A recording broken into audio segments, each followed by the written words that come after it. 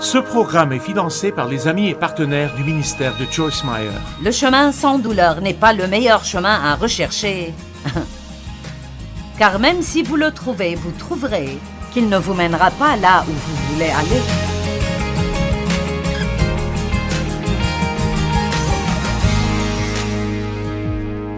Nous parlons de la guérison de l'âme.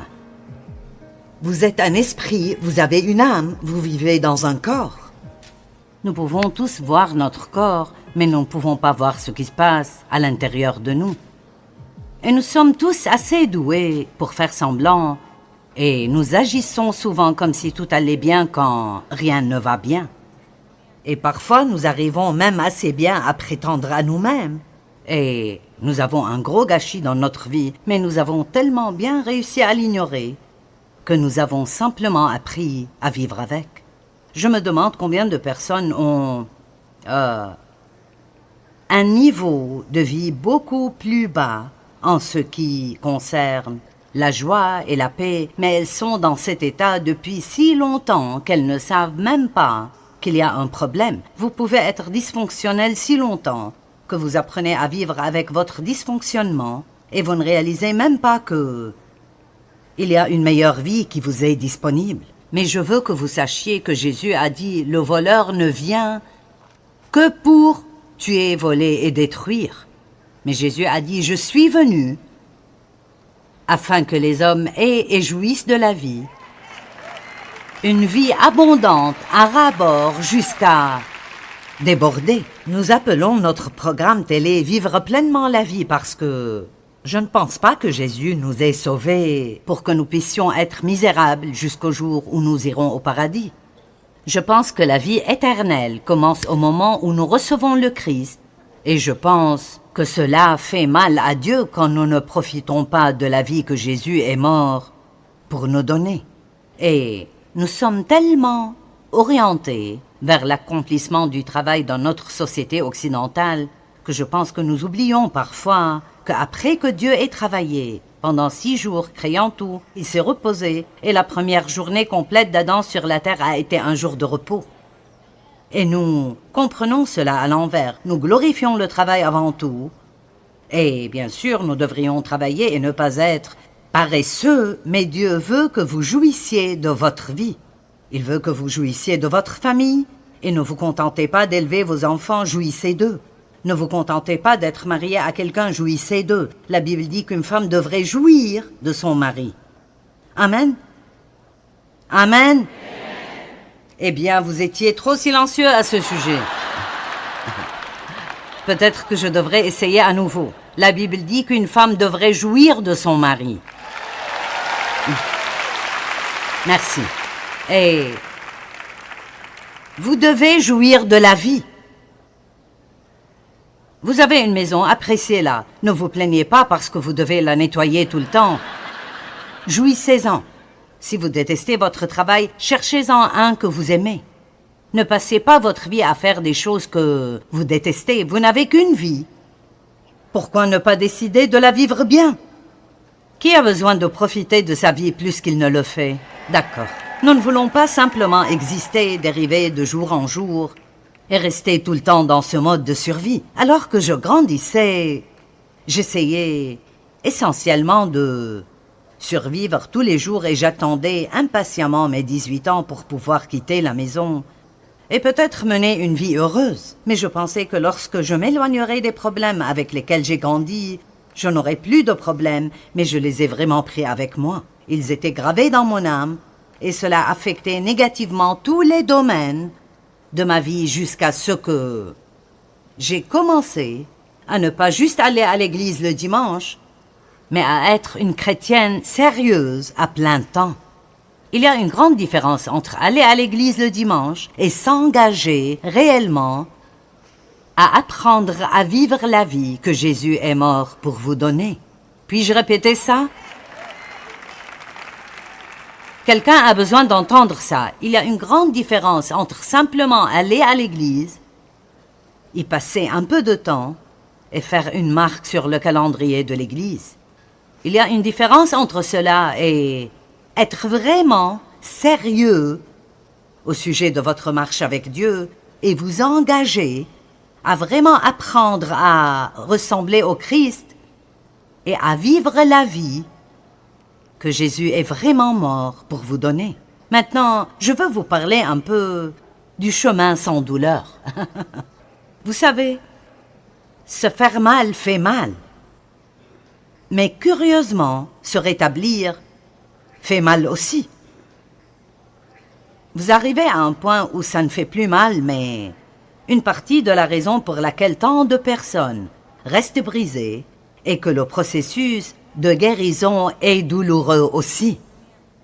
Vous savez que vous pouvez vous blesser et que la blessure fait mal, mais pendant que vous êtes en train de guérir, elle fait toujours mal, n'est-ce pas? Donc je veux que vous compreniez, si vous êtes une de ces personnes qui ont décidé avec moi que vous êtes prête pour une amélioration dans votre vie, vous voulez non seulement vivre et respirer, mais vous voulez avoir la vie, la meilleure vie améliorée que Jésus est mort pour vous donner. Je vais être honnête avec vous et vous dire que tout ne sera pas facile tout le temps.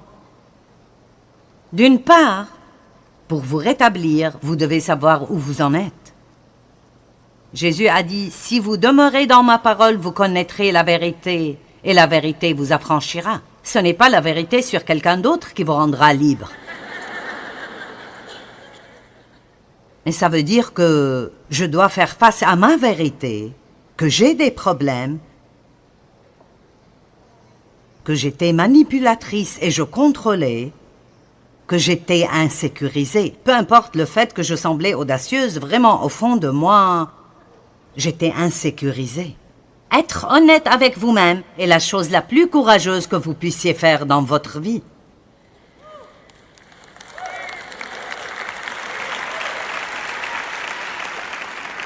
Vous voyez, Dieu vous connaît et il vous aime quand même.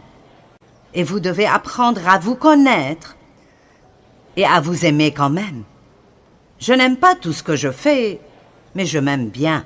En fait, je pense que nous insultons Dieu si nous nous détestons et refusons d'entretenir de bonnes relations avec nous-mêmes, car nous ne sommes pas aussi parfaits que nous pensons devoir être. Jésus n'est pas mort pour des gens parfaits. Il est mort pour des personnes imparfaites qui continueront à avoir quelques imperfections jusqu'à ce qu'il revienne nous chercher. La Bible dit qu'il n'est pas venu pour ceux qui vont bien, mais pour ceux qui sont malades. Amen. Et donc, je suis qualifiée pour recevoir l'aide de Dieu, et vous aussi. Mais dans le naturel, c'est comme ça que nous sommes. Notre chair va toujours chercher un chemin sans douleur. C'est pourquoi je tiens à vous préciser que si vous voulez vraiment vous rétablir, vous aurez des défis à relever. Et ça ne va pas arriver super vite.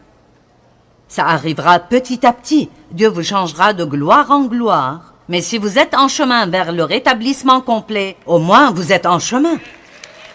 Vous m'entendez? Et c'est mieux que de rester coincé quelque part. Nous pouvons parler de deux types de douleurs aujourd'hui. La douleur du changement ou la douleur de ne jamais changer. Et vous savez quoi? La pensée de rester la même me fait vraiment peur. Je veux dire, ça me fait frissonner de penser que je pourrais toujours être comme je l'étais il y a 42 ans. Il y a eu beaucoup de douleurs en chemin d'ici jusque-là. Oh, mais il y a eu plus de joie que de douleur. Et je suis heureuse que Dieu m'ait donné la grâce de ne pas abandonner. Et vous devez garder à l'esprit que chaque petit progrès que vous faites peut ensuite être partagé avec quelqu'un d'autre. Les gens ont besoin de voir les gens vaincre. Ils ont besoin de courage pour réaliser, si tu peux le faire, alors je peux le faire. Et ainsi, voici une citation d'un auteur inconnu. « Ce qui est facile ne durera pas, et ce qui dure ne sera pas facile. » Amen.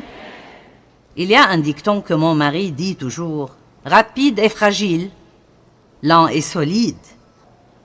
Ce qui arrive rapidement peut aussi être détruit rapidement, mais ce qui est construit lentement peut devenir solide. Je ne sais pas si vous avez remarqué que Dieu n'est pas pressé. Est-ce que quelqu'un a remarqué que Dieu n'est pas pressé? Vous savez pourquoi? Parce qu'il s'intéresse plus à la qualité qu'à la quantité. Amen. Ne restez pas coincé dans le piège d'essayer de voir combien de votre Bible vous pouvez lire tous les jours pour pouvoir être fier de vous. Dieu préférerait que vous regardiez 2 versets pendant 1 heure et compreniez quelque chose plutôt que de lire 7 chapitres sans savoir ce que vous lisiez à la fin. La première personne que nous devons cesser d'essayer d'impressionner, c'est Dieu. M'avez-vous entendu?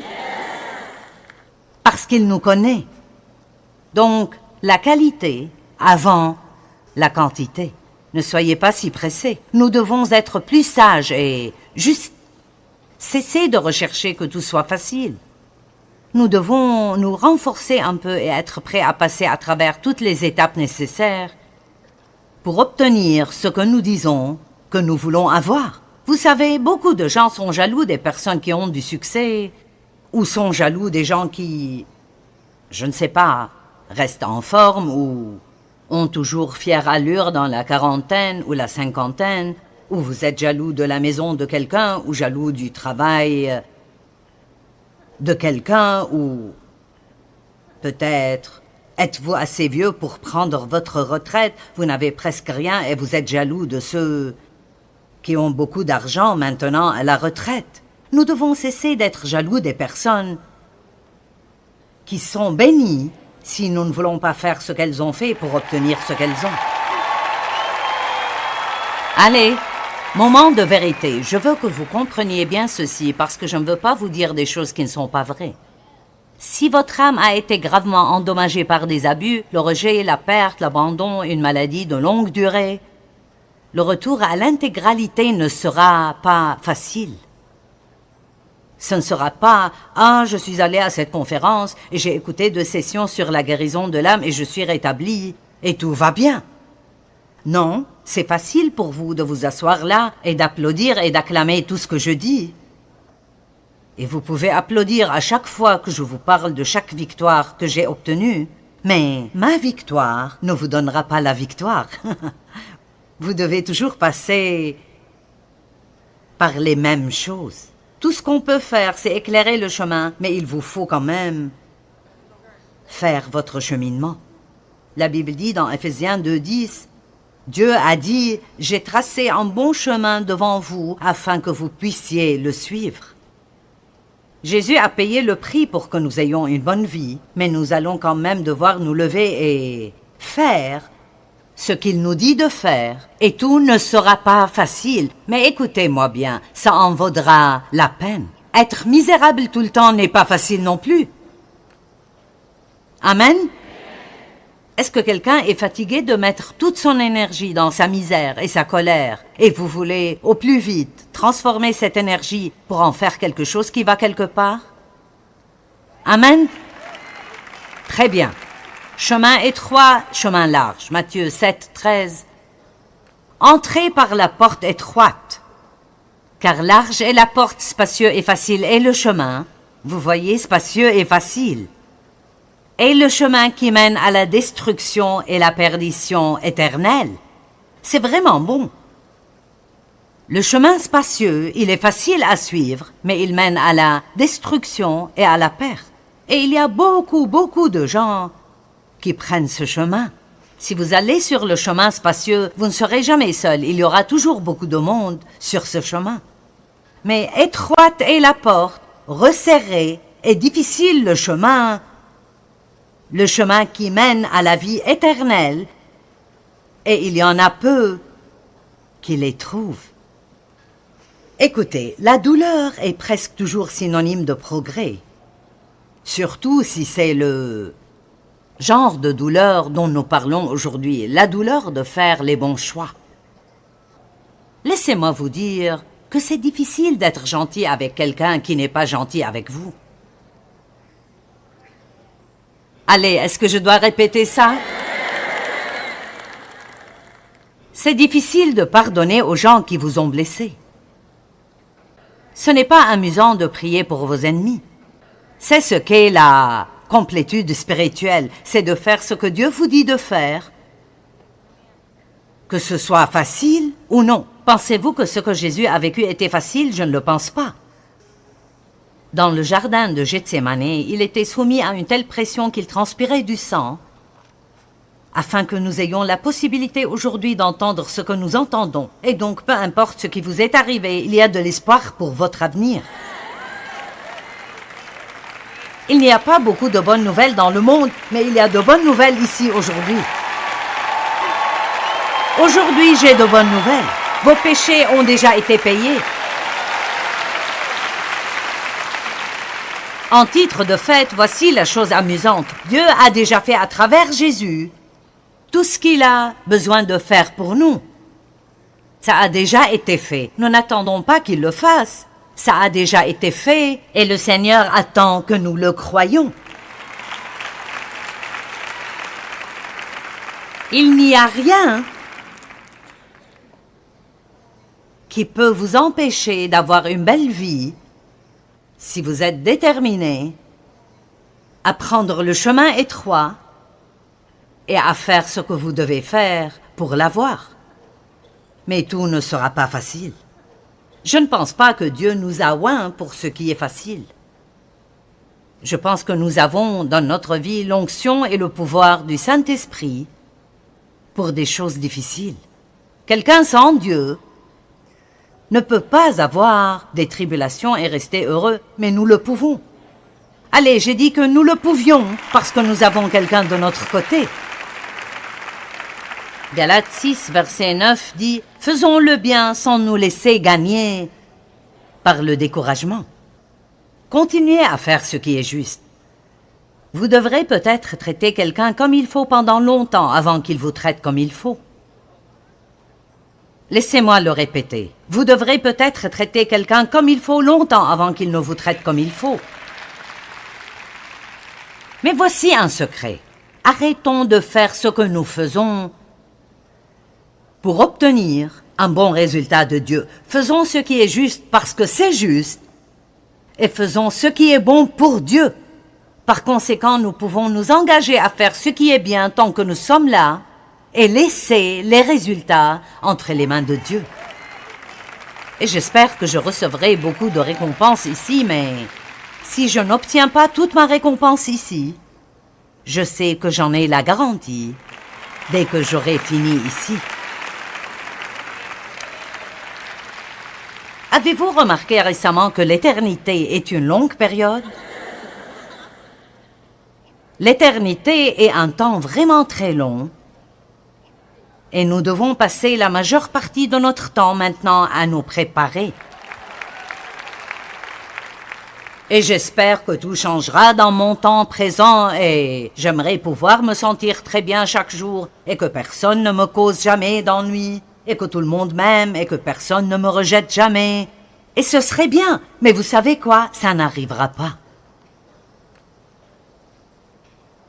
Mais par la grâce de Dieu, j'espère que je pourrai continuer à répondre à chacune de ces situations comme le ferait Jésus, car je sais que même si je ne reçois pas toute ma récompense ici, quand je partirai, elle m'attendra. Combien d'entre vous croient vraiment que vous allez vivre pour toujours? D'accord. Romains 14 dit que le moment viendra où chaque homme se présentera devant Dieu et rendra compte pour sa vie. On ne me demandera pas de répondre pour quelqu'un d'autre, alors je ne m'en inquiète pas. J'ai besoin de m'occuper de moi. Allez maintenant, si vous faites ce qui est juste, nous nous inquiétons trop de ce que font les autres. Tu devrais faire ceci et faire cela, tu devrais faire ceci et ne pas faire cela. Eh bien, occupons-nous de nous-mêmes. Je veux m'assurer que je fais ce qui est juste. Ne vous fatiguez pas de faire le bien. Ne soyez pas fatigués de faire ce qui est juste, car quand le temps viendra, peu importe c'est quand, Nous sommes encouragés par ça, mais nous ne savons pas c'est quand. Au moment opportun. Qu'est-ce que cela signifie? Je veux dire quand j'attendais que Dieu fasse beaucoup de choses que je croyais pour le ministère. C'était à l'époque où il y avait une assez grande effusion de l'Esprit Saint et beaucoup de gens sont venus dans notre église et ils ont prophétisé à différentes personnes. Et je ne sais plus combien de fois quelqu'un m'a pointé dans le public et m'a dit « Le Seigneur te dit, ne te fatigue pas de faire le bien, car tu récolteras si tu n'abandonnes pas. » Au début, cela m'a enthousiasmé, puis j'en ai eu marre de l'entendre. Parce que je me suis rendu compte que je ne savais toujours pas plus que ce que je savais auparavant. Mais une chose dont vous pouvez être assuré, quand Dieu sait que vous êtes prêt, quelle que soit la raison pour laquelle il vous prépare, allez, j'ai dit quelle que soit la raison pour laquelle Dieu vous prépare, quand Dieu sait que vous êtes prêt, aucun diable ne peut vous empêcher de l'obtenir.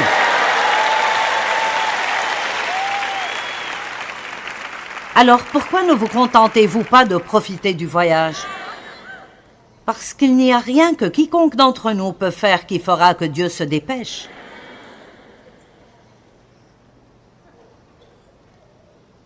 Si nous faisons ce qui est juste et ça fait mal, ça veut dire que nous faisons des progrès spirituels. Pensez-y. La maturité spirituelle nécessite d'obéir à Dieu quand c'est difficile de le faire. Nous aimons entendre le mot « gratuit ». Ah, je vous le dis, conférence gratuite, livre gratuit, gratuit. Vous savez quoi? Oh! Je ne sais pas s'il donne encore beaucoup de ressources gratuites lors des réunions. Est-ce qu'on fait toujours ça, Matt? On ne le fait plus autant parce que les chrétiens s'entretueraient pour avoir un livre gratuit. Je veux dire, je ne plaisante pas.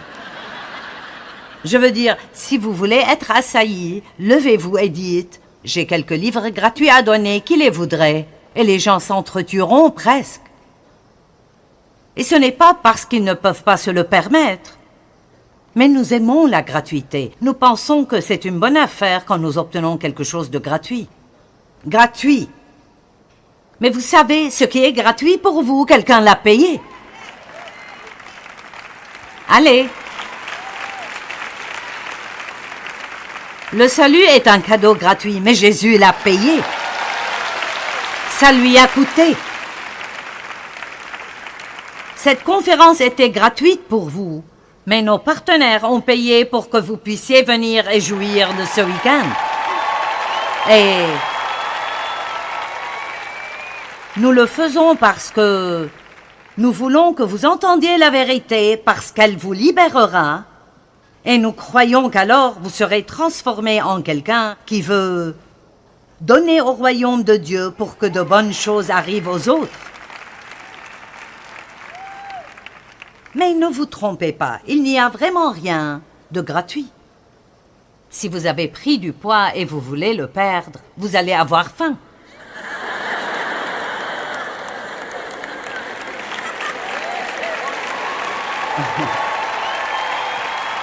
Allez!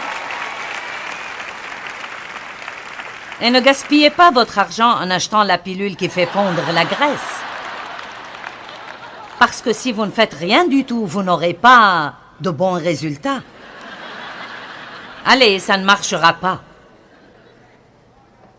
Si vous êtes très endetté, vous devez maintenant peut-être trouver un travail supplémentaire et vous priver de certaines choses. Ne pensez pas que vous pouvez simplement demander à quelqu'un de prier pour vous et toutes vos dettes disparaîtront. Agissons comme si nous avions un peu de cervelle de toute façon. Le chemin sans douleur n'est pas le meilleur chemin à rechercher. Car même si vous le trouvez, vous trouverez qu'il ne vous mènera pas là où vous voulez aller. Ne soyez pas quelqu'un qui s'arrête juste au point de leur peine et y reste le reste de sa vie. Continuez à avancer à travers tout ce que vous traversez jusqu'à ce que vous atteigniez la liberté que Dieu a voulu pour votre vie. Recevez une guérison émotionnelle et permettez à Dieu d'utiliser votre expérience pour aider quelqu'un d'autre.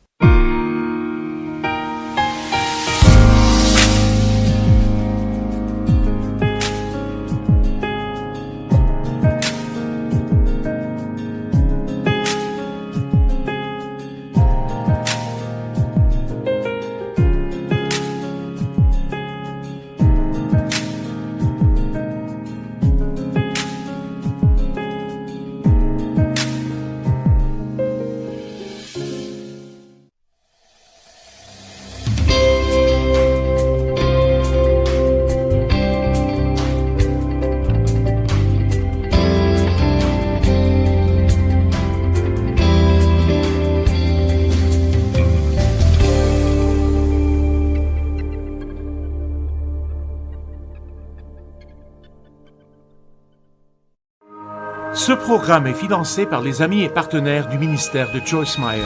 N'importe qui peut passer sa vie à haïr quelqu'un qui l'a blessé et à essayer de se venger, mais il faut du courage pour donner ces choses à Dieu. Essayez d'aider autant de personnes que vous le pouvez et voyez comment Dieu sera votre défenseur dans la vie.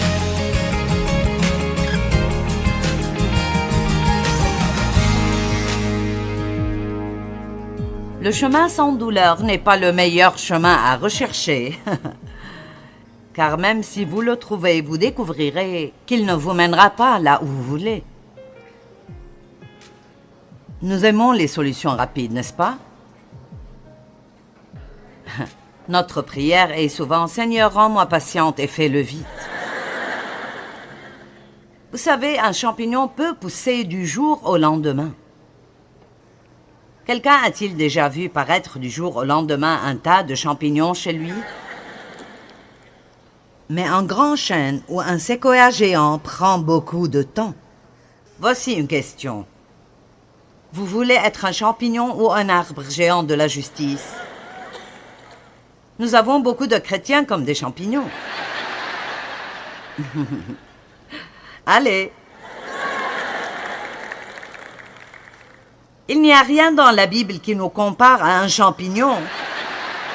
Mais Jérémie 17:8 dit « Il sera comme un arbre planté près d'un cours d'eau, qui étend ses racines vers le ruisseau. Il ne redoute rien lorsque vient la chaleur, ses feuilles restent vertes, il ne s'inquiète pas pendant l'année de sécheresse et il ne cesse pas de produire du fruit. » Maintenant, c'est ce que Dieu veut. Pas un champignon qui surgit du jour au lendemain. Et quand quelqu'un vient, il l'enlève. Il veut que nous soyons des personnes enracinées et fondées en Dieu. Il veut des gens qui sont profonds en Dieu, profondément et solidement enracinés dans le Christ et dans son amour et dans les principes de la parole de Dieu. Par conséquent, quand il y a une tempête dans votre vie, vous vous nourrissez de quelque chose que les autres ne peuvent pas voir, car vous avez des racines qui continuent de tirer de la nourriture qui vous permet de porter des fruits. Pendant toute une année de sécheresse, vous ne cessez pas de porter des fruits, car vous ne tirez pas votre vie de vos circonstances, vous l'obtenez de quelque chose de plus profond que cela. Voulez-vous être un champignon ou un arbre de justice? Vous pouvez coller un autocollant sur votre voiture et accrocher une croix autour de votre cou. Achetez le livre « Le champ de bataille de la pensée ». Mais la Bible dit « Vous les connaîtrez par leurs fruits ». Amen. Pouvez-vous continuer à porter des fruits pendant toute une année de sécheresse? Quand les choses ne vont pas bien pour vous, est-ce que vous devenez irascible envers d'autres? Combien d'entre vous savent ce qu'est une géode? Ok, pas beaucoup. Eh bien, c'est ce que c'est. Maintenant, vous savez, c'est vraiment l'une des choses les moins attrayantes qui soit. Dieu a fait ça et... Wow! Mais vous savez quoi? La plupart d'entre nous sommes comme ça à l'extérieur. Vous pouvez être un chrétien et votre extérieur a toujours cette apparence, mais c'est ce qu'il y a à l'intérieur. Vous voyez? Donc, je pense que c'est un exemple incroyable. C'est comme... Dieu, comment quelque chose peut-il être aussi moche à l'extérieur et aussi beau à l'intérieur? Et voyez, quand Jésus entre dans votre vie, tout cela est pris en charge. Mais ce que le Saint-Esprit fait maintenant, c'est de canaliser ce qu'il y a dedans jusqu'à l'extérieur pour que le monde puisse le voir et en profiter et en bénéficier. Et ça va être douloureux quand il commence à réduire certaines de ces choses. Mais il recherche les bonnes choses. Tu peux prendre la table, Matt. Les diamants sont l'un des joyaux les plus précieux au monde. Les gens payent beaucoup d'argent pour des diamants de bonne qualité. Mais vous savez, les diamants se forment très, très lentement. Ça prend parfois même des milliers d'années. Ils sont enterrés dans la terre ou dans les montagnes et ils deviennent des diamants à cause des températures élevées et à cause de fortes pressions au plus profond de la terre. Et si vous voulez être un diamant pour Dieu, il faudra des températures élevées et une pression élevée. Quelques nuits dans la fournaise ardente. Trop de gens s'arrêtent. Ils s'arrêtent au point de douleur et ils restent toute leur vie. Eh bien, mon père a abusé de moi, je ne m'en suis jamais remis. Eh bien, vous le pouvez. Vous pouvez non seulement vous en remettre, vous pouvez aussi utiliser cela. M'entendez-vous? Vous pouvez non seulement vous en remettre, vous pouvez laisser Dieu utiliser cela. Chaque chose que vous traversez et qui est difficile, vous pouvez en tirer quelque chose si vous le voulez. Vous savez quoi?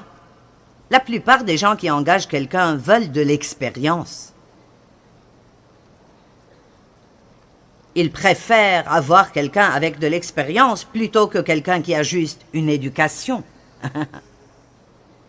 Donc, vous pouvez lire la Bible, mais tant que vous n'avez pas à appliquer ces principes dans votre vie, vous n'avez aucune expérience. La Bible parle même de Jésus dans Hébreux 5, et elle dit que ce qu'il a expérimenté l'a rendu qualifié pour être sauveur. Les choses qu'il a traversées l'ont qualifié pour devenir notre grand prêtre. Car maintenant, il s'identifie à la douleur que vous avez. Il la comprend. Si vous voulez aider les gens, vous devrez passer par des trucs. Vous croyez ce que je dis parce que je vous raconte ce que j'ai vécu. Et je ne dis pas « je pense que cela marchera », je vous dis « je sais que ça marchera ». Je n'ai pas seulement lu le livre, j'ai appliqué les principes. Et je peux vous dire que l'une des meilleures choses que vous ferez dans votre vie est de pardonner complètement aux gens qui vous ont fait du mal. Maintenant, cela prend du courage. N'importe qui peut passer sa vie à haïr quelqu'un qui l'a blessé et à essayer de se venger, mais il faut du courage pour donner ces choses à Dieu. Essayez d'aider autant de personnes que vous le pouvez et voyez comment Dieu sera votre défenseur dans la vie. Allez! Ne soyez pas simplement une vieille personne ordinaire qui agit exactement comme tout le reste du monde. Soyons meilleurs que ça. Rendons Jésus heureux d'avoir payé pour notre liberté, parce que nous faisons quelque chose de nos vies. Amen. Peu importe ce que vous vivez actuellement, ce que vous vivez actuellement peut sembler injuste, ça semble peut-être injuste. La Bible ne dit vraiment jamais que la vie est juste, mais elle dit que Dieu est un Dieu de justice, et cela signifie qu'il corrige les mauvaises choses. C'est l'un des traits de caractère de Dieu que j'aime le plus, c'est qu'il est un Dieu de justice. J'aime prêcher là-dessus parce que j'ai vu Dieu prendre les mauvaises choses qui m'ont été faites et les faire concourir pour mon bien. Mais si vous voulez que cela se produise aujourd'hui, vous devez avoir un changement d'attitude. Aujourd'hui, vous dites, c'est le dernier jour où je blâme quelqu'un d'autre pour mes problèmes. C'est le dernier jour que je perds en m'apitoyant sur moi-même. C'est le dernier jour que je vais passer à être amer et plein de manque de pardon. Je vais essayer la façon de Dieu. Allez, je vais essayer la façon de Dieu. Et voir ce qui arrivera. Ne cherchez pas ce chemin sans douleur. Un jour, je conduisais dans la rue et j'ai vu un panneau interdisant le stationnement. Et tout de suite, Dieu m'a donné un titre de message. Et souvent, quand je reçois un titre, le message vient juste après. Et j'ai pensé, c'est ce que les gens font. Ils se garent à leur point de souffrance et ils y restent.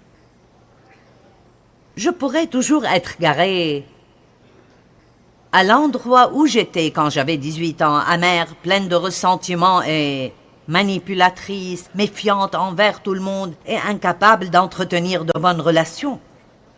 Mais comme je l'ai essayé à la manière de Dieu, je peux aujourd'hui vous aider. Et vous savez, les Israélites étaient dans un pétrin énorme. Dieu les délivrait d'Égypte. Et ils se sont retrouvés avec l'armée égyptienne à leur dos et la mer Rouge devant eux. Et ils ont crié vers Moïse, et Moïse a crié vers Dieu, et dans Exode 14:15, le Seigneur dit à Moïse, « Pourquoi cries-tu vers moi? Dis aux enfants d'Israël de continuer. » Alors j'ai une parole pour vous aujourd'hui. Arrêtez de pleurer et de gémir au sujet de votre passé, de ce que vous n'avez pas eu, et de ce que les gens vous ont fait et ne vous ont pas fait, et commencez à aller de l'avant. Allez, sortez de votre stationnement. Il est temps d'avancer.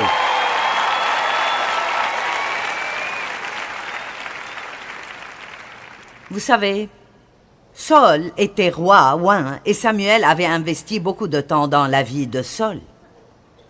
C'est lui qui l'a oint et je suis sûre qu'il y avait beaucoup de mentorat qui est arrivé et de la formation et Saul n'a pas bien tourné.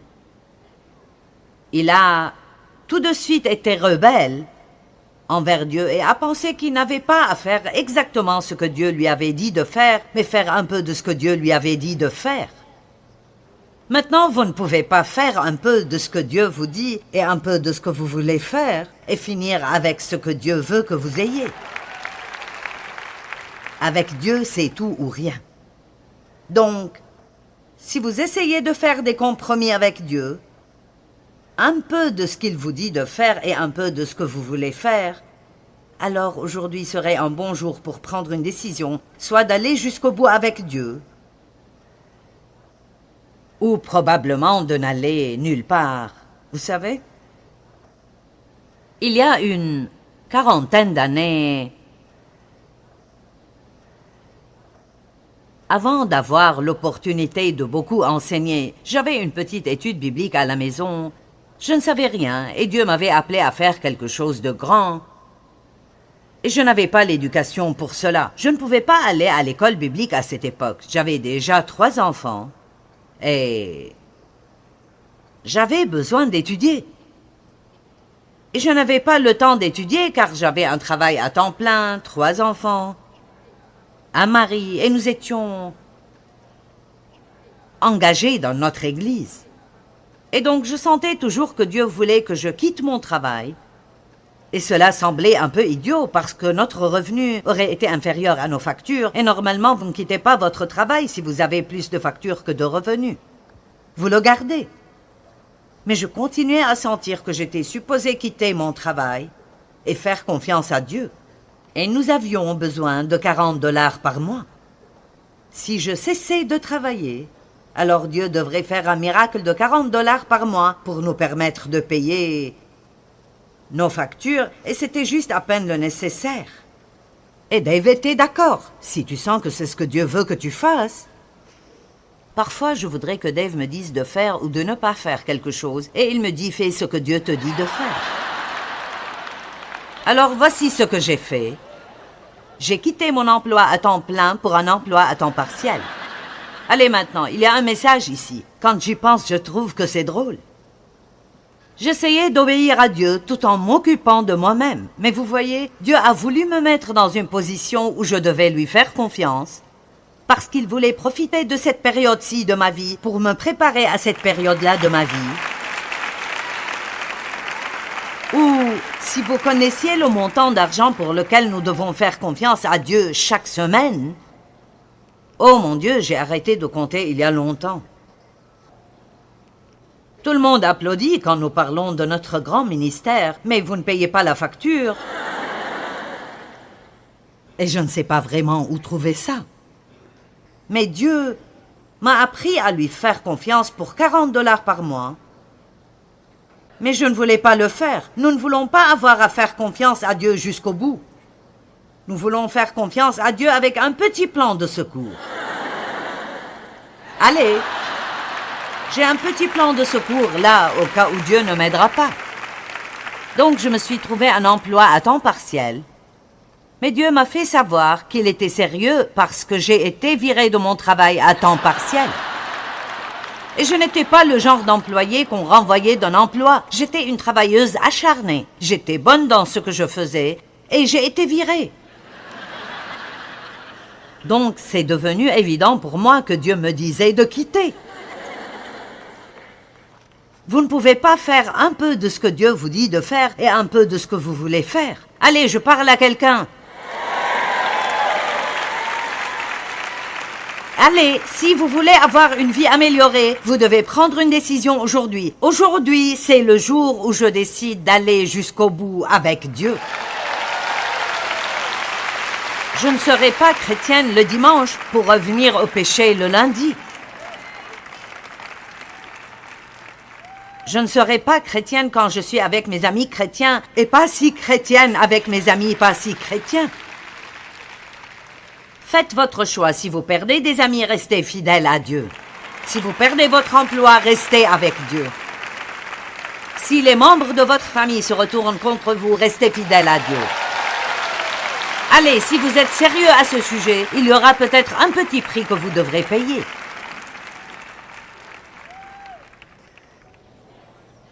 Le salut est un don gratuit.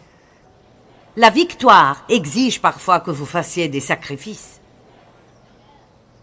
Soyez sérieux. Donc, Saul s'est mis dans le pétrin. Et Dieu a décidé que non, tu n'es pas le bon roi. Et ainsi, il a perdu sa chance d'être roi. Et cela a vraiment fait mal à Samuel parce qu'il a investi beaucoup de temps dans sa vie et il pleurait. Saul, ce prophète Samuel, était en deuil pour Saul. Et dans 1 Samuel 16:1, il est écrit, l'Éternel dit à Samuel, « Combien de temps encore vas-tu pleurer sur Saul, alors que moi je l'ai rejeté comme roi d'Israël? Remplis ta corne d'huile et va à Bethléem, je t'envoie chez Isaïe, car je me suis choisi pour moi un roi parmi ses fils. » Maintenant, voici le message que je tire de cela. D'accord, ça n'a pas marché. Combien de temps allez-vous pleurer sur ce qui n'a pas marché? J'ai un nouveau plan, dit Dieu. Allez, je vous parle. Certains d'entre vous pleurent sur ce qui n'a pas marché, mais Dieu a un nouveau plan. Quelqu'un devrait crier et louer maintenant. D'accord, tu as perdu cela. Tu as eu ton temps de deuil. Maintenant, il est temps de sortir de cela parce que j'ai un nouveau plan. Est-ce que je peux vous dire quelque chose? Dieu n'est jamais sans plan. Et si vous avez raté le plan A, le plan B peut être meilleur que le plan A l'était, juste parce que c'est Dieu.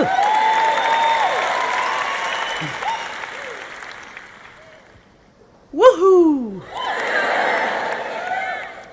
Dieu nous a créés pour que nous soyons des personnes qui progressent sans cesse.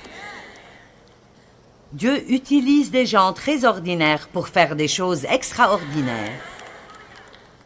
Mais il faut aller jusqu'au bout avec Dieu. Vous ne pouvez pas vous garer dans un endroit pratique. Pas à mi-chemin. Un peu d'obéissance et un peu de désobéissance. Dans la Genèse 11, 31 et 32, Térak, qui était le père d'Abraham, Térak prit Abraham, son fils, et Lot, fils d'Aran, fils de son fils, et Sarai, sa belle-fille, femme d'Abraham, son fils. Ils sortirent ensemble d'Ur en Chaldée pour aller au pays de Canaan, la terre promise. Alors Dieu a dit au père d'Abraham d'y aller, avant qu'il ait dit à Abraham d'y aller. À combien de personnes Dieu doit parler avant de mettre la main sur quelqu'un qui va lui obéir? M'avez-vous entendu? Peut-être que vous avez une opportunité devant vous et vous n'êtes pas la première personne à qui elle a été offerte.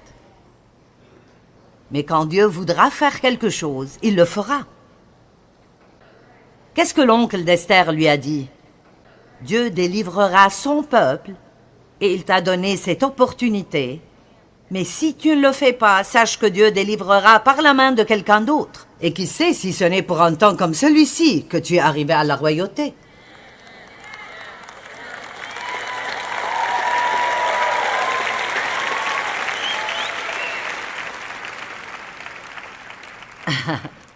Quoi qu'il en soit, Térak a pris Abraham, et Lot et Sarai, et il s'est dirigé vers Canaan. Mais ils vinrent jusqu'à Charan, environ 550 milles au nord-ouest de Ur, et ils y habitèrent. Certains d'entre vous sont installés. Vous vous êtes contentés de beaucoup moins que ce que vous aviez comme but. Quelqu'un est-il réveillé? Eh bien, comprenez bien, les jours de Térak furent de 250 ans et Térak mourut à Charan. Il est mort là où il s'est garé. J'ai vu un film intitulé La Dame à la camionnette. Quelqu'un a vu ce film? Personne ici n'a vu ce film? Tu l'as vu, d'accord. Je l'ai regardé 2 fois. Il est basé sur une histoire vraie et parle d'une femme qui est morte là où elle s'est garée. Et c'est une histoire vraie. Elle s'appelle Mademoiselle Berger. C'était une vagabonde sans abri qui a vécu dans une camionnette jaune pendant 15 ans à Londres, dans l'allée d'un homme qui s'appelait Alan Bennett. Maintenant, elle garait sa camionnette partout où elle le pouvait, et elle vivait dans cette camionnette. Mais elle a découvert qu'elle pouvait obtenir de l'aide, une aide du gouvernement si elle avait une adresse. Mais comme elle n'avait pas d'adresse, elle a persuadé ce gars de la laisser se garer dans son allée pendant quelques semaines, et elle a fini par y rester 15 ans. Et elle avait été vraiment blessée quand elle était jeune. En fait, elle aimait vraiment Dieu et elle avait rejoint un couvent et la sœur responsable du couvent l'a dégoûtée et elle était vraiment méchante avec elle. Et elle était une excellente pianiste et avait un don extraordinaire au piano. La sœur qui était responsable du couvent lui a dit que c'était quelque chose que Dieu voulait qu'elle sacrifie. Elle le lui a pris et ne l'a jamais laissé jouer, ce qui lui a brisé le cœur. Elle n'était plus la même après ça. Quand elle a quitté le couvent, elle a acheté ce vieux fourgon battu qu'elle a peint en jaune à un moment donné. Et elle conduisait et elle a renversé un homme qui traversait une rue et l'a tué et c'est devenu un délit de fuite parce qu'elle a eu peur. Et elle a passé sa vie avec un cœur brisé, se sentant coupable, vivant dans cette camionnette, et elle n'était pas totalement saine mentalement. Et alors, quand elle est finalement morte, elle est morte dans cette camionnette, dans l'allée. Et la partie fictive de l'histoire la montre aller au paradis. Et la première personne qu'elle rencontre quand elle se rend au paradis est ce mec qu'elle avait tué. Maintenant, écoutez ça. Donc, elle a passé sa vie entière à se sentir coupable et il lui a dit « Au fait, ce n'est pas de ta faute. Si je suis mort, tu ne m'as pas renversé. Je me suis mis devant toi exprès. » Beaucoup passent leur vie à se sentir coupables d'avoir commis quelque chose qui n'était pas de leur faute.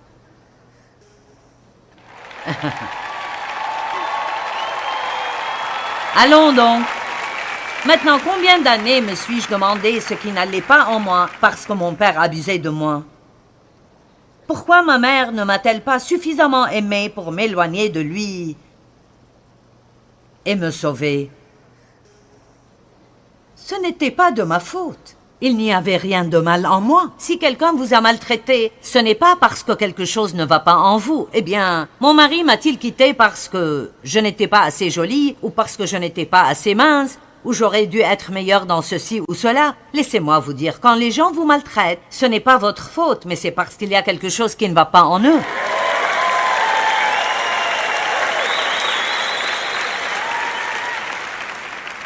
Et aujourd'hui, c'est le jour pour vous de faire un demi-tour et de dire « Je vais cesser de m'apitoyer sur moi-même parce que quelqu'un m'a rejeté. Je vais cesser de m'apitoyer sur moi-même parce que quelqu'un m'a maltraité. Je vais quitter le parc de stationnement. Je me suis garé à ma douleur assez longtemps. Je vais sortir de cette situation. Je veux une amélioration. Je veux la meilleure vie que Dieu puisse me donner. Et il est temps pour moi d'aller de l'avant. »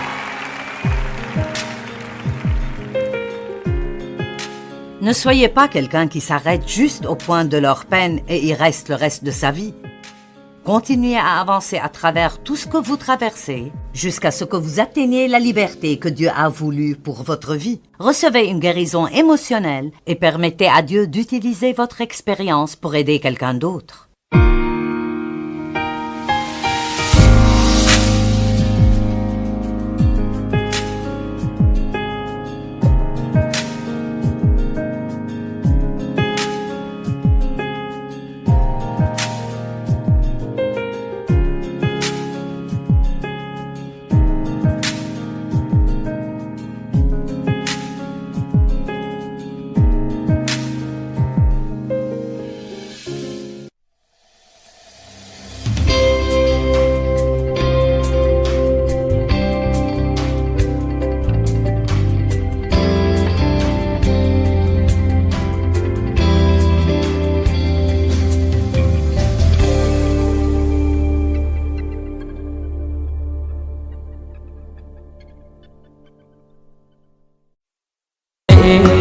Thương mãi nhà tranh thương